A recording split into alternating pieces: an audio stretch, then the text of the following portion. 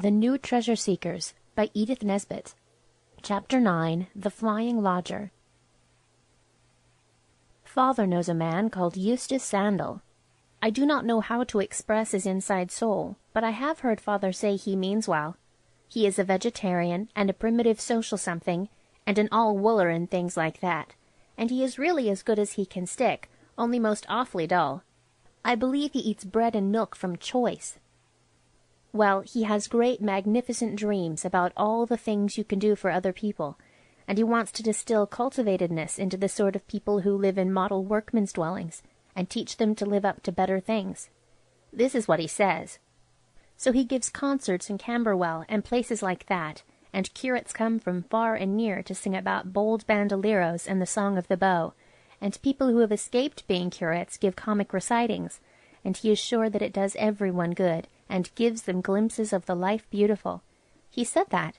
Oswald heard him with his own trustworthy ears. Anyway, the people enjoy the concerts no end, and that's the great thing. Well, he came one night with a lot of tickets he wanted to sell, and Father bought some for the servants, and Dora happened to go in to get the gum for a kite we were making, and Mr. Sandal said, "Well, my little maiden, would you not like to come on Thursday evening and share in the task of raising our poor brothers and sisters to the higher levels of culture?" So of course Dora said she would, very much. Then he explained about the concert, calling her "my little one" and "dear child," which Alice never would have borne. But Dora is not of a sensitive nature, and hardly minds what she is called, so long as it is not names, which she does not deem dear child and satyra to be, though Oswald would.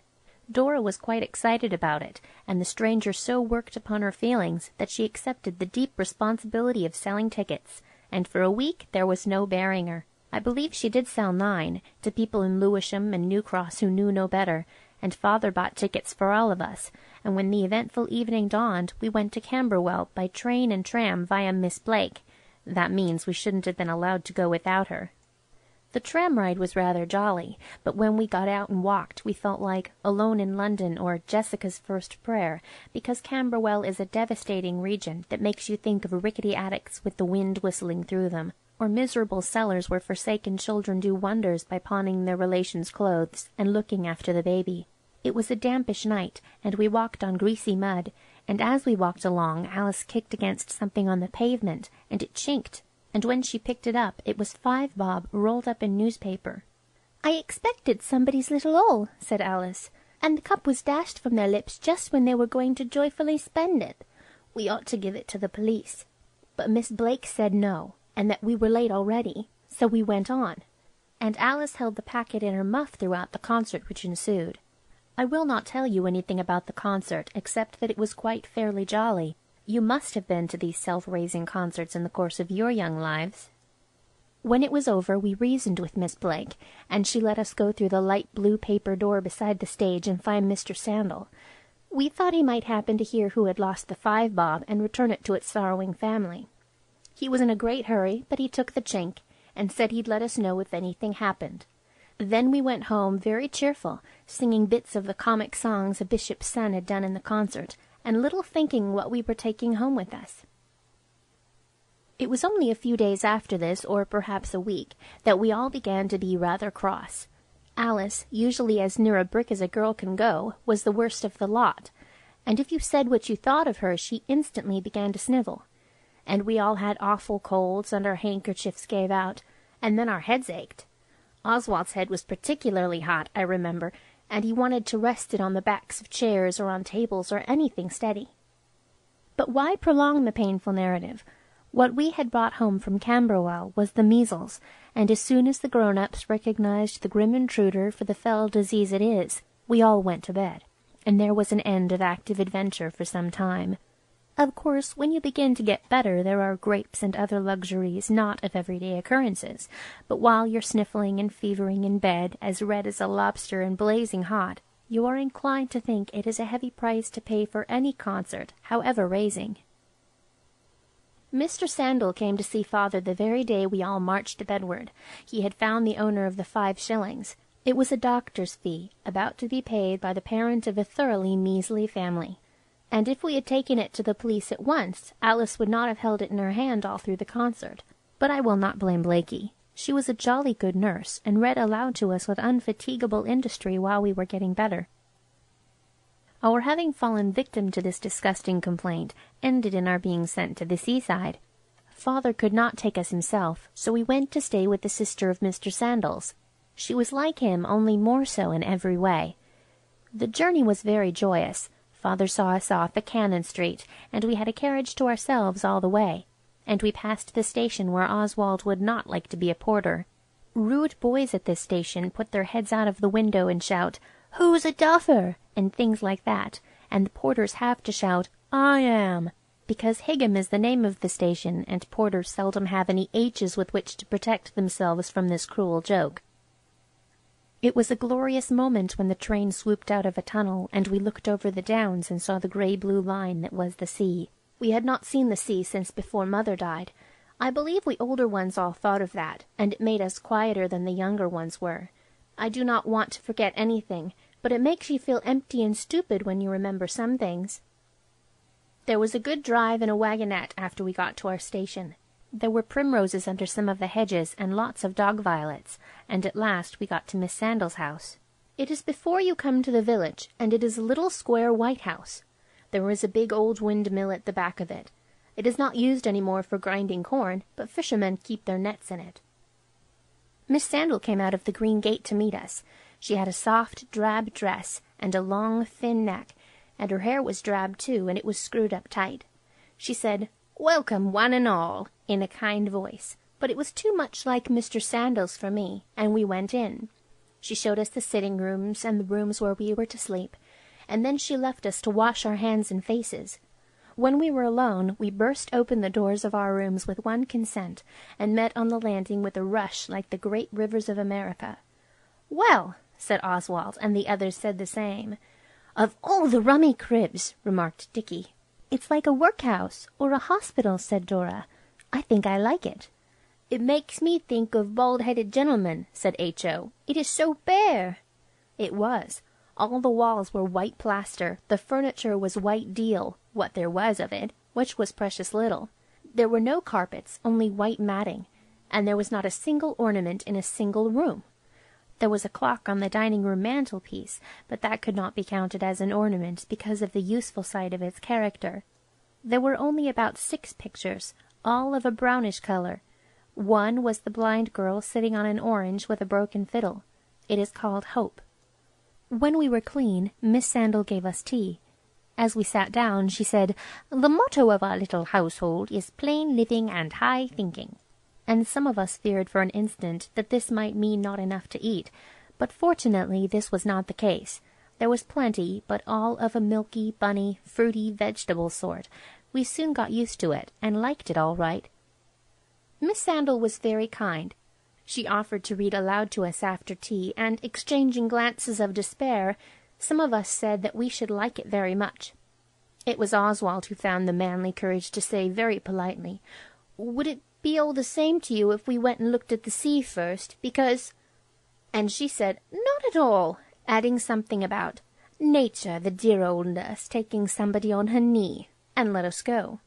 We asked her which way, and we tore up the road and through the village and on to the sea-wall, and then with 6 joyous bounds we leaped down onto the sand.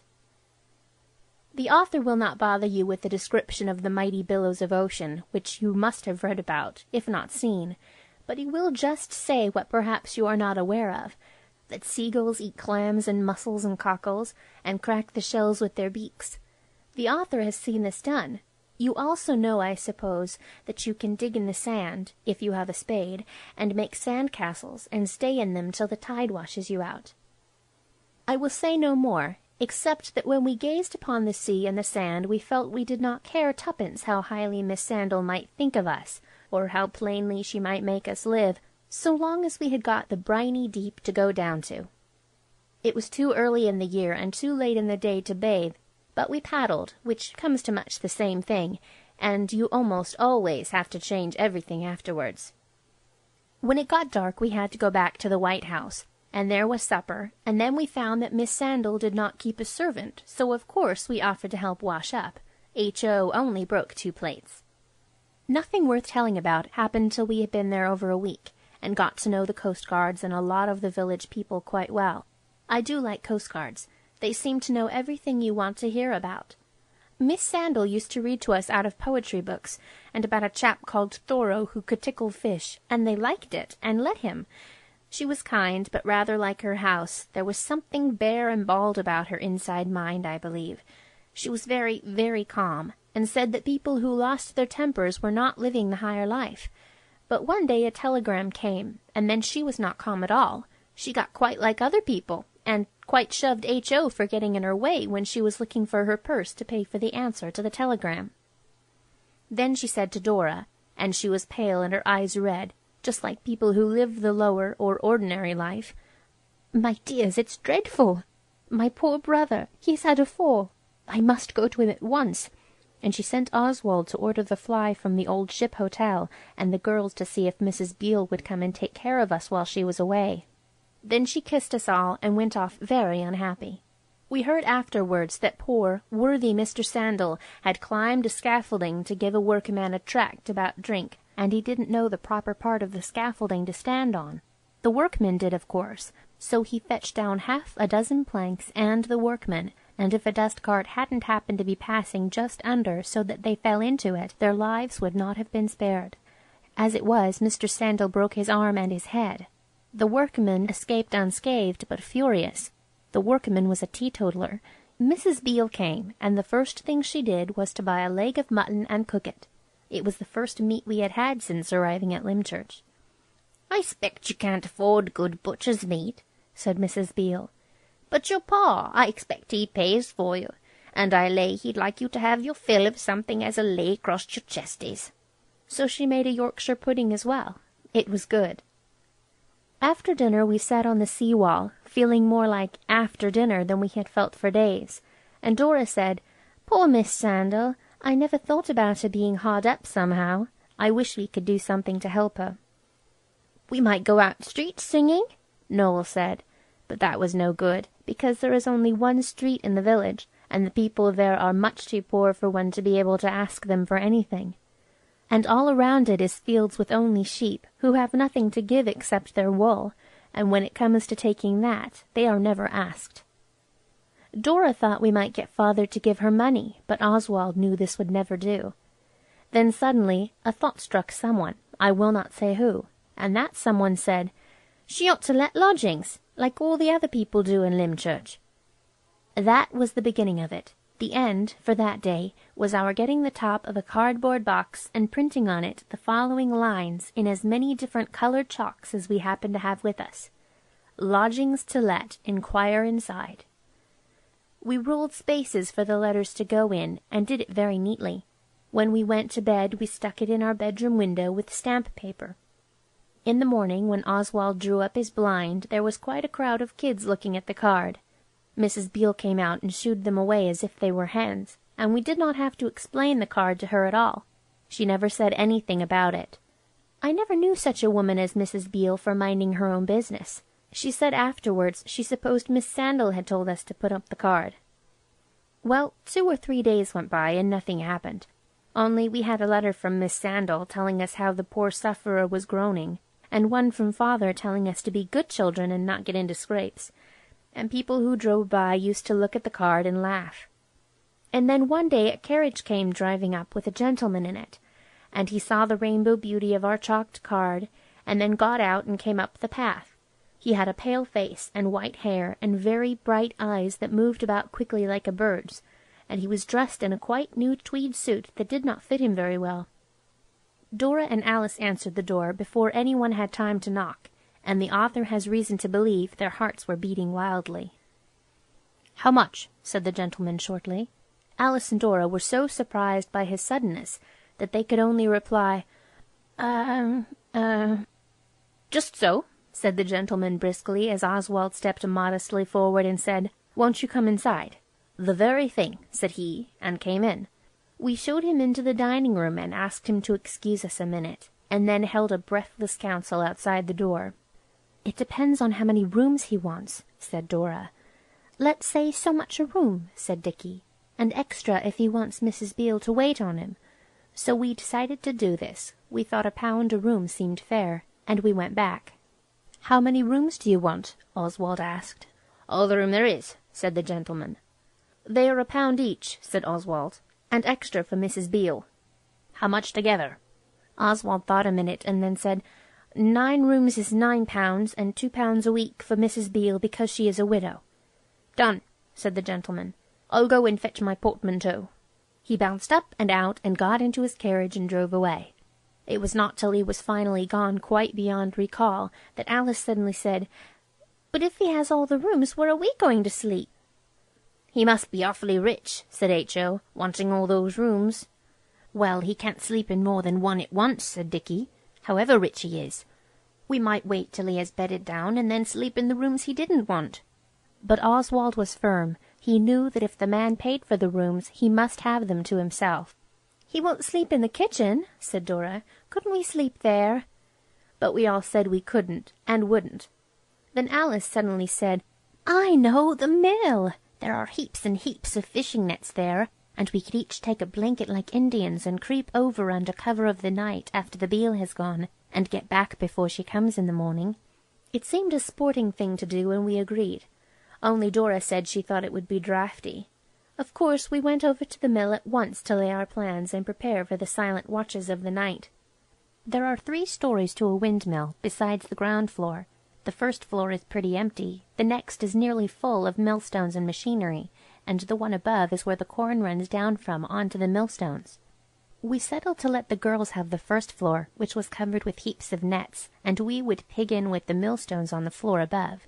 We had just secretly got out the last of the 6 blankets from the house, and got it into the mill disguised in a clothes basket, when we heard wheels, and there was the gentleman back again. He had only got 1 portmanteau after all, and that was a very little one. Mrs. Beale was bobbing at him in the doorway when we got up.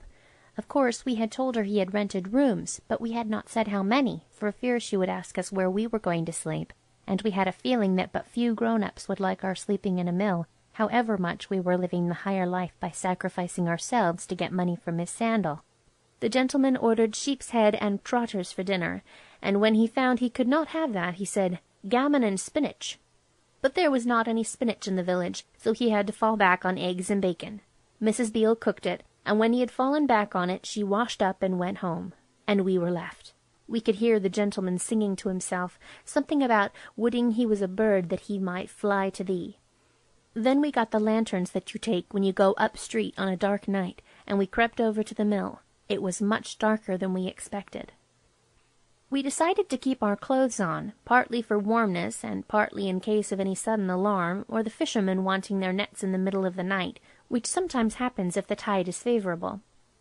We let the girls keep the lantern, and we went up with a bit of candle Dickie had saved, and tried to get comfortable among the millstones and machinery. But it was not easy, and Oswald, for one, was not sorry when he heard the voice of Dora calling in trembling tones from the floor below. "Oswald, Dickie," said the voice, "I wish one of you would come down a sec."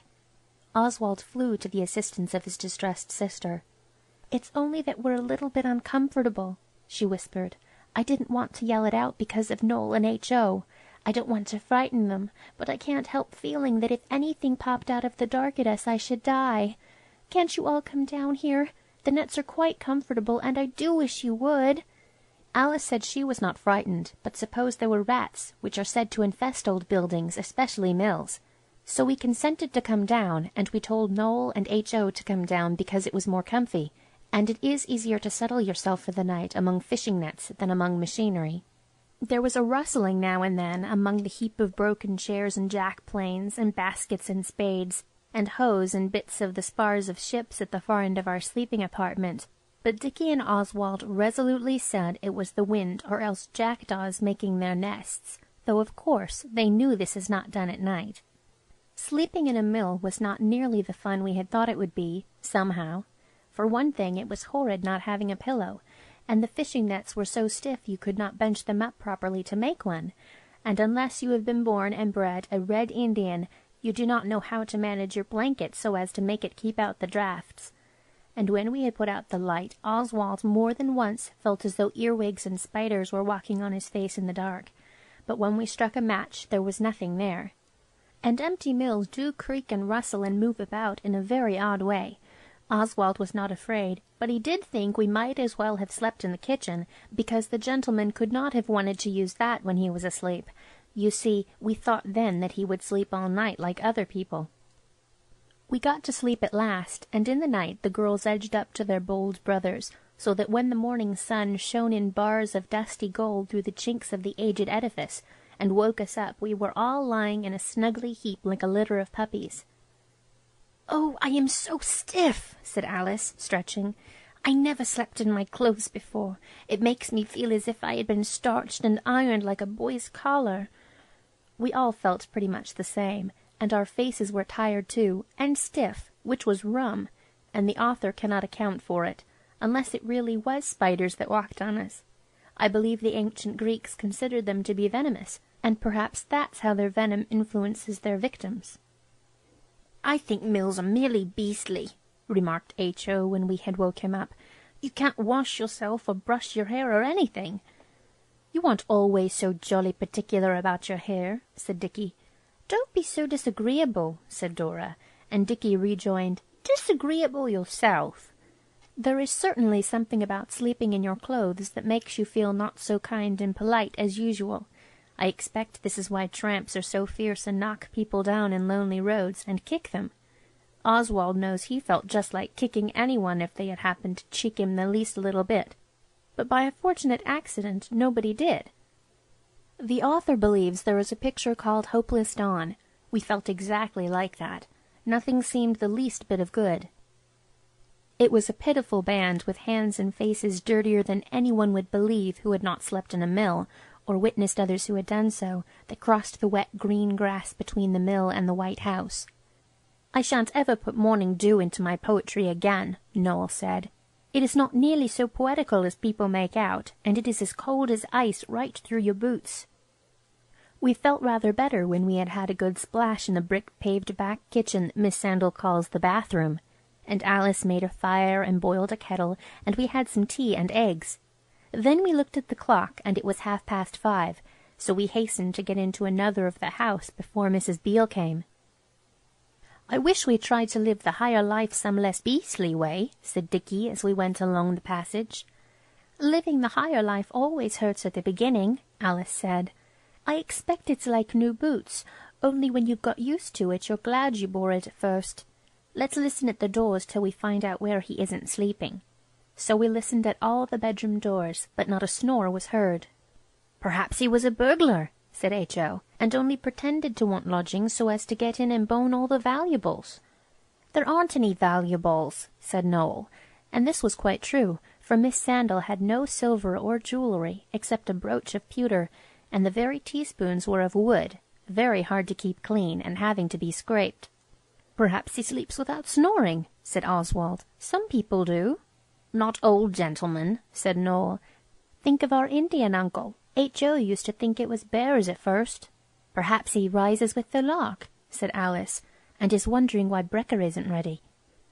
So then we listened at the sitting-room doors, and through the keyhole of the parlour we heard a noise of someone moving, and then in a soft whistle the tune of the "Would I Were a Bird" song. So then we went into the dining-room to sit down, but when we opened the door we almost fell in a heap on the matting, and no one had breath for a word, not even for "crikey," which was what we all thought. I have read of people who could not believe their eyes, and I have always thought it such rot of them, but now, as the author gazed on the scene, he really could not be quite sure that he was not in a dream, and that the gentleman and the night in the mill weren't dreams too. "Pull back the curtains," Alice said, and we did. I wish I could make the reader feel as astonished as we did. The last time we had seen the room, the walls had been bare and white. Now they were covered with the most splendid drawings you can think of, all done in coloured chalk. I don't mean mixed up, like we do with our chalks, but one picture was done in green, and another in brown, and another in red, and so on.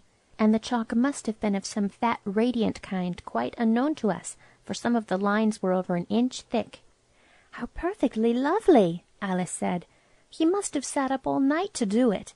He is good. I expect he's trying to live the higher life too, just going about doing secretly and spending his time making other people's houses pretty." I wonder what he'd have done if the room had had a large pattern of brown roses on it, like Mrs. Beale's, said Noel. I say, look at that angel. Isn't it poetical?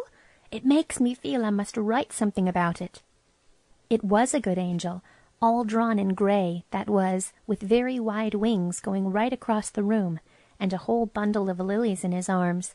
Then there were seagulls and ravens and butterflies and ballet girls with butterflies' wings, and a man with artificial wings being fastened on, and you could see he was just going to jump off a rock.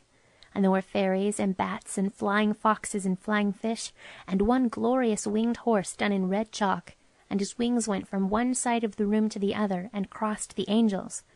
There were dozens and dozens of birds, all done in just a few lines, but exactly right. You couldn't make any mistake about what anything was meant for. And all the things, whatever they were, had wings to them. How Oswald wishes that those pictures had been done in his house. While we stood gazing, the door of the other room opened, and the gentleman stood before us, more covered with different coloured chalks than I should have thought he could have got, even with all those drawings. And he had a thing made of wire and paper in his hand, and he said, "Wouldn't you like to fly?" "Yes," said everyone. "Well, then," he said, "I've got a nice little flying machine here. I'll fit it on to one of you, and then you jump out of the attic window. You don't know what it's like to fly." We said we would rather not. "But I insist," said the gentleman. "I have your real interest at heart, my children. I can't allow you in your ignorance to reject the chance of a lifetime." We still said no thank you, and we began to feel very uncomfy, for the gentleman's eyes were now rolling wildly. "Then I'll make you," he said, catching hold of Oswald. "You jolly well won't," cried Dickie, catching hold of the arm of the gentleman. Then Dora said very primly, and speaking rather slowly, and she was very pale, "I think it would be lovely to fly. Will you just show me how the flying machine looks when it is unfolded?" The gentleman dropped Oswald, and Dora made "go, go" with her lips without speaking, while he began to unfold the flying machine. The others went, Oswald lingering last, and then in an instant Dora had nipped out of the room and banged the door and locked it. "To the mill!" she cried, and we ran like mad, and got in and barred the big door, and went up to the first floor and looked out of the big window to warn off Mrs. Beale, and we thumped Dora on the back, and Dickie called her a Sherlock Holmes, and Noel said she was a heroine. "It wasn't anything," Dora said, just before she began to cry. "Only I remember reading that you must pretend to humour them, and then get away, for of course I saw at once he was a lunatic. Oh, how awful it might have been! He could have made us all jump out of the attic window, and there would have been no one left to tell father. Oh, oh!" And then the crying began. But we were proud of Dora, and I am sorry we make fun of her sometimes, but it is difficult not to. We decided to signal the first person that passed, and we got Alice to take off her red flannel petticoat for a signal. The first people who came were 2 men in a dog-cart. We waved the signalizing petticoat, and they pulled up, and one got out and came up to the mill. We explained about the lunatic, and the wanting us to jump out of the windows. "Righto!" cried the man to the one still in the cart. "Got him!" And the other hitched the horse to the gate and over, and the other went to the house. "Come along down, young ladies and gentlemen," said the second man when he had been told. "He's as gentle as a lamb. He does not think it hurts to jump out of windows. He thinks it really is flying. He'll be like an angel when he sees the doctor." We asked if he had been mad before, because we had thought he might have suddenly gone so. "Certainly he has," replied the man. "He has never been, so to say, himself since tumbling out of a flying machine he went up in with a friend. He was an artist previous to that, an excellent one, I believe. But now he only draws objects with wings, and now and then he wants to make people fly, perfect strangers sometimes, like yourselves. Yes, miss, I am his attendant, and his pictures often amuse me by the half-hours together, poor gentleman." "How did he get away?" Alice asked. "Well, miss, the poor gentleman's brother got hurt, and Mr. Sidney, that's him inside, seemed wonderfully put out, and hung over the body in a way pitiful to see. But really he was extracting the cash from the sufferer's pockets. Then, while all of us were occupied with Mr. Eustace, Mr. Sidney just packs his portmanteau and out he goes by the back door. When we missed him we sent for Dr. Baker, but by the time he came it was too late to get here. Dr. Baker said at once he'd revert to his boyhood's home, and the doctor has proved correct. We had all come out of the mill, and with this polite person we went to the gate, and saw the lunatic get into the carriage, very gentle and gay. "But, doctor," Oswald said, "he did say he'd give £9 a week for the rooms. Oughtn't he to pay?" "You might have known he was mad to say that," said the doctor. "No. Why should he, when it's his own sister's house? Get up." And he left us. It was sad to find the gentleman was not a higher life after all, but only mad, and I was more sorry than ever for poor Miss Sandal. As Oswald pointed out to the girls, they are much more blessed in their brothers than Miss Sandal is, and they ought to be more grateful than they are. End of Chapter 9. Recorded by Chloe Winters.